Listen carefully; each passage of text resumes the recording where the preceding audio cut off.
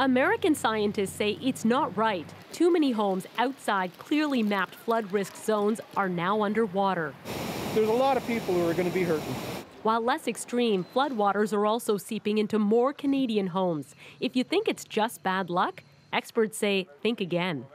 Effectively, the models that would delineate where the water is going to go when the big storms hit today, they're about 25 years out of date. City planners, public safety officials, and property owners use those outdated flood maps. We're now seeing extreme weather patterns and climate combined with urban sprawl, producing more rainfall with fewer places for it to go.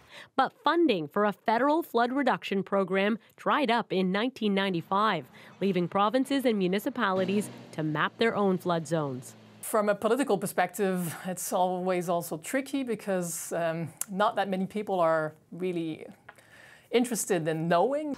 Homes built near water tend to be worth more, and owners pay higher property taxes. Flood risk warnings could devalue those properties and deter new developments. But Ontario sees it differently. So this is the river that burst its banks? This is the river that burst its banks. In fact, most of the rivers in our jurisdiction burst its banks. In 1954, 81 people in Toronto died when the remnants of Hurricane Hazel hit. Several homes along the Humber River were washed away. Laws changed. No one was allowed to rebuild there. Conservation authorities still make the latest flood projections publicly available. It's important to have this updated mapping so we understand where the risks lie.